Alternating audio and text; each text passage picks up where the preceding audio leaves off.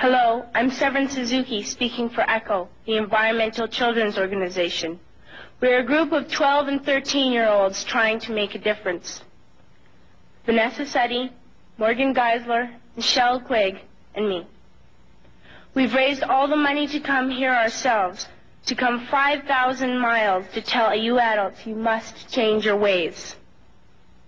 Coming up here today, I have no hidden agenda. I am fighting for my future. Losing my future is not like losing an election or a few points on the stock market. I am here to speak for all generations to come. I am here to speak on behalf of the starving children around the world whose cries go unheard. I am here to speak for the countless animals dying across this planet because they have nowhere left to go. I am afraid to go out in the sun now because of the holes in our ozone. I am afraid to breathe the air because I don't know what chemicals are in it.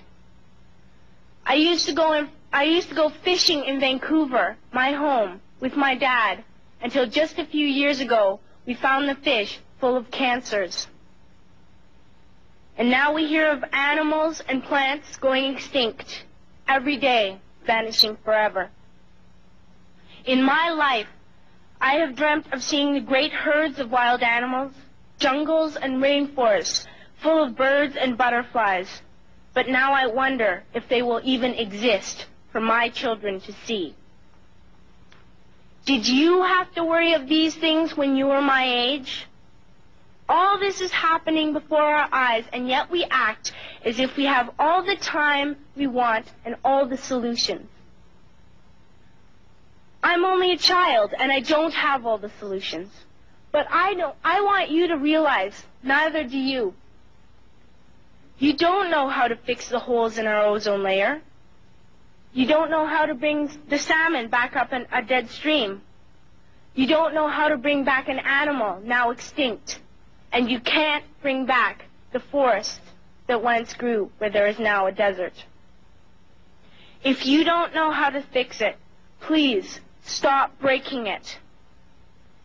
Here, you may be delegates of your government, business people, organizers, reporters, or politicians, but really, your mothers and fathers, sisters and brothers, aunts and uncles, and all of you are someone's child.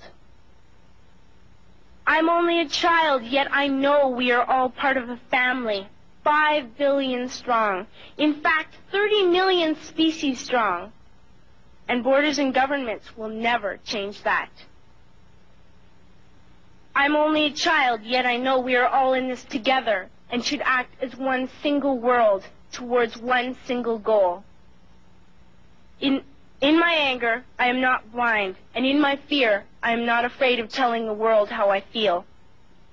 In my country, we make so much waste. We buy and throw away, buy and throw away, buy and throw away, and yet northern countries will not share with the needy. Even when we have more than enough, we are afraid to share. We are afraid to let go of some of our wealth.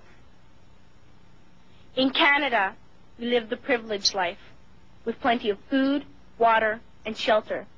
We have watches, bicycles, computers, and television sets. The list could go on for 2 days.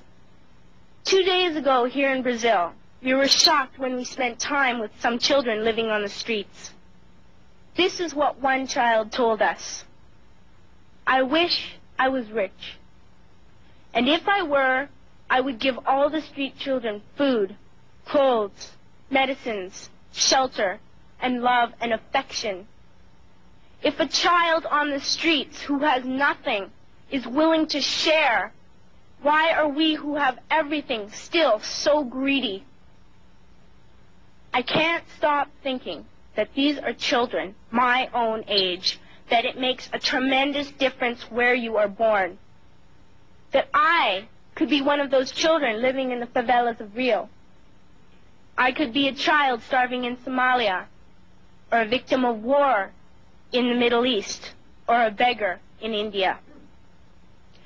I am only a child, yet I know if all the money spent on war was spent on finding environmental answers, ending poverty, and finding treaties, what a wonderful place this earth would be. At school, even in kindergarten, you teach us how to behave in the world. You teach us not to fight with others, to work things out, to respect others, to clean up our mess, not to hurt other creatures, to share, not be greedy.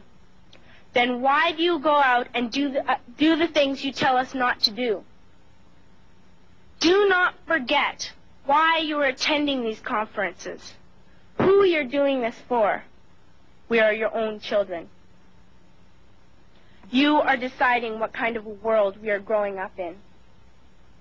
Parents should be able to comfort their children by saying, everything's going to be all right. It's not the end of the world, and we're doing the best we can. But I don't think you can say that to us anymore. Are we even on your list of priorities? My dad always says, you are what you do, not what you say.